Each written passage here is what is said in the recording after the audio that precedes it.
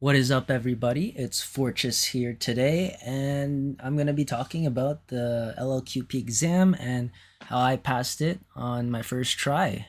And I'm here to talk to you about the process I took and ways that you could also do that as well. So, without further ado, let's get started.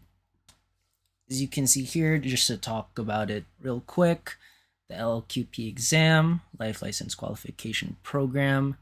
That's a course that you take in Canada so that you could get licensed and have the ability to become a life insurance agent. So, what does this LLQP course have? Just a quick overview. As you can see here, we have life insurance, mainly the permanent and the term. Not only that, you get to learn about accident and sickness. And then there's the segregated funds and annuities if you are in the US. Next, we have the ethics and the professional practice, just talks about ways you should be serving your clients and on how to be a good agent in general. And then the fifth one is taxation principles, which is very short. Okay, so more about this exam. If you're in Ontario, I'm not sure about the other provinces or territories, but they normally give you like a year to complete the LLQP course and do the exam.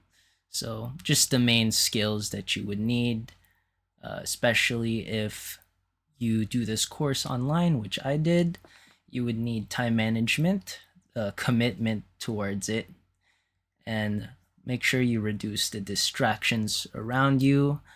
That's very hard nowadays, especially with short form content. And next is practicing consistently. So in order to get good at something, you have to keep doing it. And then lastly, taking breaks and of course enjoying it. Don't just, go ham, go into it, and then not have time for yourself to relax. Your body also needs that, so make sure you take those breaks. So let's start here. Part one, okay? Planning. Create a plan on how you plan to study. So, since this course, mainly most people nowadays, unless you're one of the few who live close to an area where you could go to school in person, everybody, they mainly take the online course. That means it's a self study type of education. So no one gives you a schedule, and you would have to do that yourself. And how you do that is, you have to make a plan. And what I used back when I first started was using Google Calendar or whichever calendar you use nowadays. And you set aside time for when you want to study. Not just that, also your daily activities, when you plan to, if you're working full time, when you go to work, spend time with family, any events that you have. It's also a good way to just keep track of your lifestyle. And then just assess all the tasks that you've been doing up until now. And then that's how you find a way to, fit in a time to study. So next is you would set a goal.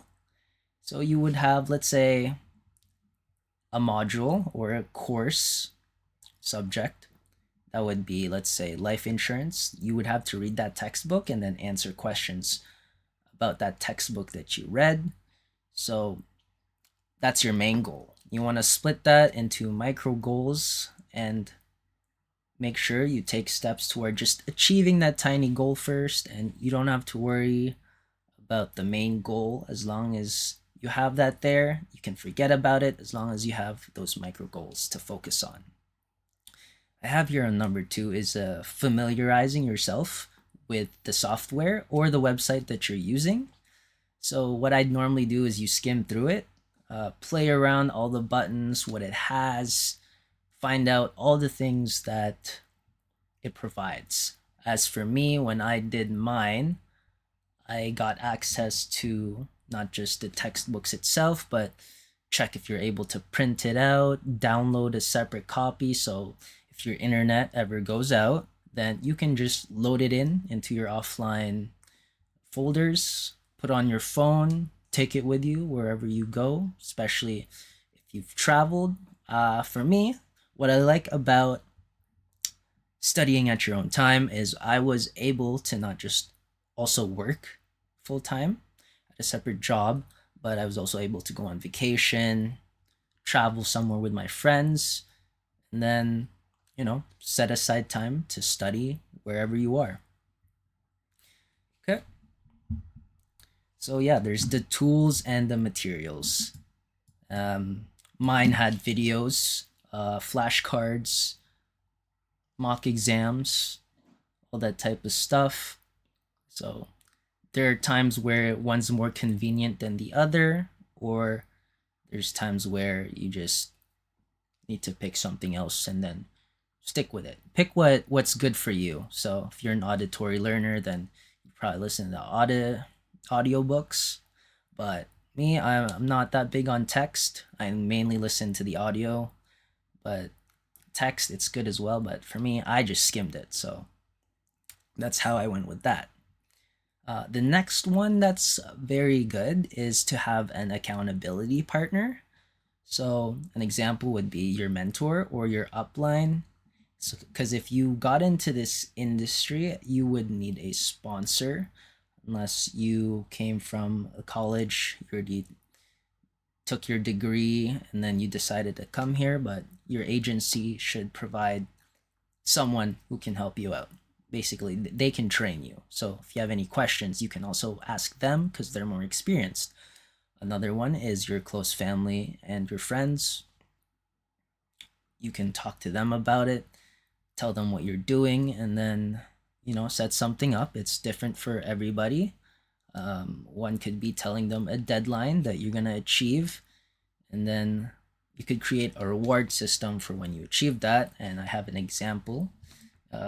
What you could do if you give them your money, a certain amount that like stress you out if you don't get something done, and if you don't get it done, they keep that money, or at least they just hold on to it for a long while. I mean, it's a good way to save money if you're impulsive. It's a good way to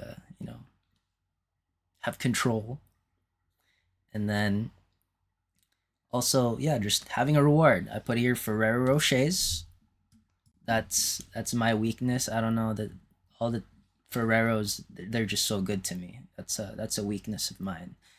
And what this does, it creates that sense of urgency and the motivation to achieve those goals that you have.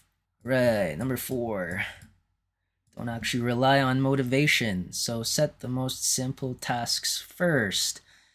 I am I'm one of these people who also cannot be disciplined, but I also used to I still do rely on motivation to do stuff, but it's being aware of it and knowing that you have to take action steps towards that goal you're reaching, no matter how hard it is. But, best way to do it is to make it simple. So if it's too big, just do the tiny part. It's like that saying where someone asks you how you eat an elephant, you just say one bite at a time, right?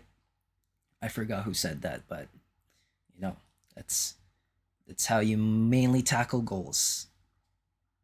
That's my experience. Anyways, number 5, mentality.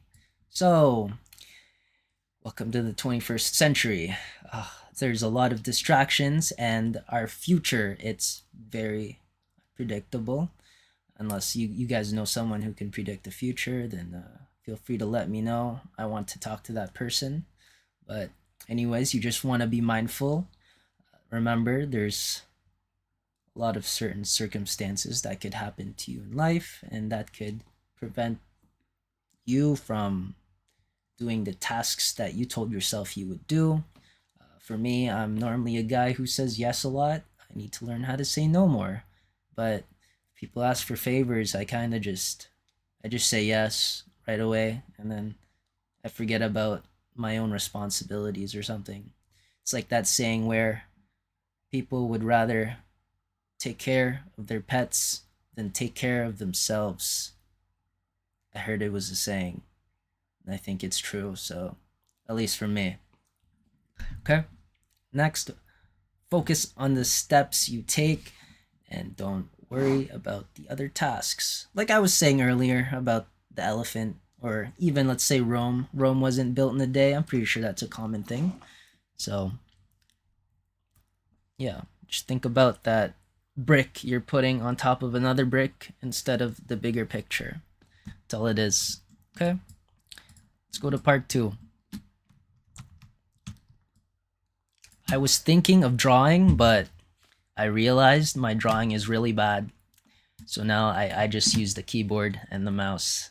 I have a pen here. I could write, but see that writing? That is terrible writing. So I'm not doing that right now. I might need practice. So yeah, part 2, picking a module. So any textbook you want. For me, I picked the longest one and the hardest one. Basically the biggest, has the most information. That's life insurance. If you guys didn't know, what this does is just makes all the other modules a lot easier, because life insurance, it has all the general information and then it kind of spreads towards the other modules. So that's why like the 5th module, taxation principles, it's also a mix of all the other modules. That's why you don't have to write an exam for it, which is nice. So that's also a short one. Number 2, using your studying strategy techniques. I don't know if you know the common ones, but there's the Pomodoro or just time blocking. I have here asking ChatGPT nowadays. Honestly, it's a godsend. It's a great way to get through things, especially if there's things you don't understand. Let's say in a question in a textbook, you could take that, copy it, paste it, and then just type in ELI5, and then bam, it'll explain it to you like you're a 5-year-old. That way you'll understand it. It's very helpful. I'm like a 5-year-old, so it works for me. Okay. Okay, mix and match. So depending on the strategy techniques you use for studying, pick the one that's best for you. And then you could also do a mix. You don't have to just like pick one niche type. It's like when you work out, just like, do calisthenics all day, or just pick one muscle group and only work on that. It's good to like have a variety, so you don't get like overstressed, or honestly even bored just doing the same thing over and over again. And then, as I said earlier, if you look through the website or the software you're using for your course, they should have tools that they provide. Examples here: audio, video, text, flashcards, practice quizzes, mock exams. Okay, also, yeah, there's your mentor. They should know all these, and if they don't, then it's questionable, maybe. But yeah, ask them questions, even if they're dumb. Who doesn't matter. Just ask. It's something I need to work on. Okay, so for texts, as a guy who's not that big into reading, I just skim through the text. There should be questions. Mainly, you just want to focus on the questions, because that's gonna be on the practice quizzes. And most practice quizzes, obviously, they're not gonna be the same in the exam, but they're just similar scenarios, where it's like 2 quiz questions that are different. You can mix them up together, and then they add it in the exam. So, and then they have different names, of course, but it's all just scenario based, understanding the rules. So what I do, I like watching videos. So what time do I have to do that? When I eat. Sometimes if you have time to watch TikTok, scroll through your reels, you have time to study, honestly. So it's just finding those tiny things, or doing your chores, doing the dishes, laundry, all that type of stuff. Bam, pop those in, put on the audiobook, and then you just listen to it.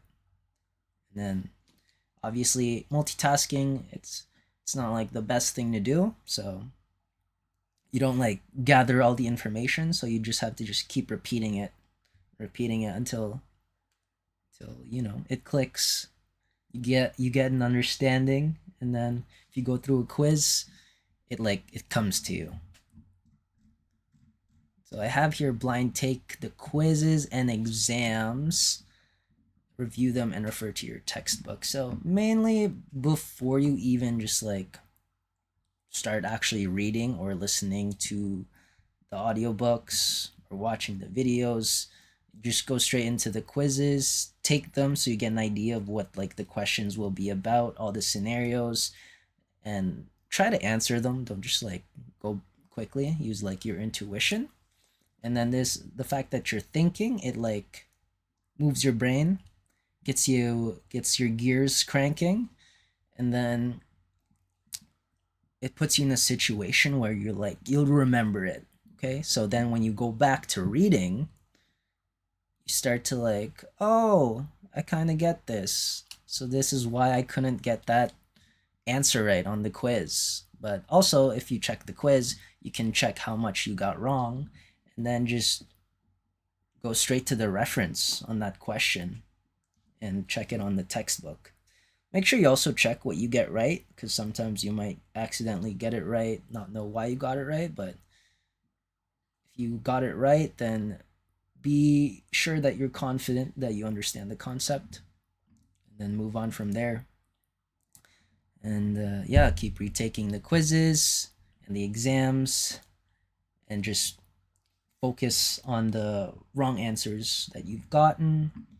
That way you can move on much quicker to the next module or the textbook. Okay? Okay, that didn't happen. All right, part 3, rinse and repeat. Okay, consistent repetition, that is key.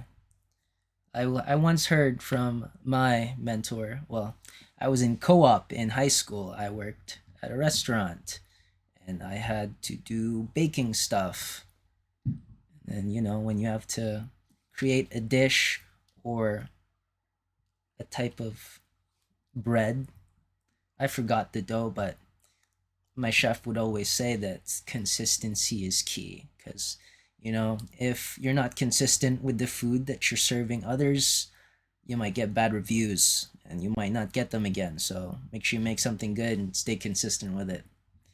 Also, if you make something good, the best part about co-op is I get to eat the food. Sorry. So that was nice. Make good food and keep continuing that. And then if you do that, you'll gradually have a routine that works for you and the schedule, your own personalized schedule. And then if that keeps happening, your brain will just automatically do it. It's like brushing your teeth, okay? So build those good habits, and try to break away bad habits. That's a problem for me, taking away bad habits. Okay, so number 2, eventually be able to skip most things. So once you're like trying all these other types of strategies, ways to study, you'll find what's much easier for you, and then you just skip the ones that takes too long for you, and then you start going through these books just much faster. Okay, and then you'll be more confident. But obviously, you still need to keep going back and retaking it. Feel free to do so. It's at your own pace, right? And what's important is that you pass confidently and not just rush through it and then forget everything and then you have to do it again. So it's just like a waste of time and waste of money if you're not covered or paid for by your agency, right? Depends. Every agency is different. So yeah, if you end up to the stage of concepts and boredom, basically if you read the textbook, go through it, you'll understand all the concepts, you'll be taking quizzes. If you feel yourself, you're like getting bored and you understand it, for me, I use that as a cue to move on to the next module. Or I mean, the quizzes do have marks for you. If you get a passing grade, then you can move on, obviously. But you can get a passing grade and still not be confident. Sorry about that. So it all depends on you. All right. So number 4, everyone learns differently and at different speeds. So just don't worry about what others are doing and just focus on yourself. So like for me, I had someone in my team. They did it in 1 month, and I was like, you're crazy. How do you do that? And they're also in school practicing as a lawyer. I just assumed they're next level. Me, I was just working full time, and my job, it wasn't that bad. I did manufacturing. It was pretty good. I just saw it as a way to exercise while getting paid, and I don't know. I got the health benefits and the pay, so I'm happy. I'm happy. Okay. And with that, like I said earlier, I also went for vacation. So the problem was trying to find time while you're on vacation to study, because you're out there just having fun, exploring the world, talking to random people. But it's, just be reminded that you have responsibilities. Okay. Let's go on. Is there another part? I don't know. Let's check. Part 4. All right, part 4. Wow, it's getting shorter and shorter. Part 4, schedule the exam as early as possible. So, yeah, once you get through all the modules, you want to schedule that exam, as quickly as possible while it's still in your brain. Because I'll be honest, once you study something and then you go into the workforce, you'll mainly just honestly forget like maybe 80% of it. I forgot most of it. Sometimes I don't understand how I passed it, but hey, at the time I knew, but gradually you start to forget like smaller things, because once you're done studying, you're like, oh, I get to take a break now, and then you stop thinking, and then you stop being consistent, and then it's a downward spiral, and now you have to like relearn everything. So that's why it's always good to keep going. Okay, this prevents you from forgetting all the things that you have learned. So if you delay, that means you kind of stopped studying because you already passed everything, so you're just sure that, oh, I know everything already. And then I don't know, you book it 2 3 months later, but next thing you know, you kind of forget some small nuances and parts, and that will not be good for the grade you will need to pass. So, and if you do it earlier, you'll get it over with quickly, and then you'll have less stress buildup, as I would say, because once you start to realize if you book it too late, um, you'll be like, oh wow, I'm actually kind of forgetting what this is, and then you'll have to go back to study, and then you start cram studying. I'm definitely not talking about my experience, so you know, but that's my recommendation. ASAP after you're done studying, but that is all. And if you do all those, you have 1 year in Canada. It's You have a lot of time in Canada. I heard US it's much faster, but they also have to do less. But good for them. But you want to pass this the first try, then just remember to always work on those skills, that I have here. I wrote it down, right? Time management, commitment, reducing those distractions, consistent practice, taking breaks and enjoying it. Honestly, if you're also taking this exam, you're studying, you want to talk to someone, feel free to reach out to me. You need an accountability partner, what's up? I'm right here. And then I'll message you. But obviously, I do not want your money, and I will not buy you chocolates. you can buy me chocolates though. But yeah, part 5. Of course, subscribe, like, dislike, and put in a comment to tell me more about what you guys want to hear. Maybe you want me to delve into the subjects, the modules, or if there's anything I can work on. If you want to see me draw, all that type of stuff. Have a shorter video, maybe make it longer. Do slideshows. I don't know if anyone's seen my first video. I did a slideshow, but I can be flexible. But just like everyone else and other people, I also need to follow to this advice that I give out here, you know? But that is all I have. Hope you enjoyed the video. Honestly, if you have any questions, please ask. If you want to talk to me, just write it down in the comments. I'm willing to help out and then help people. But if this brought any value to you, then you know what to do. All right. Ciao.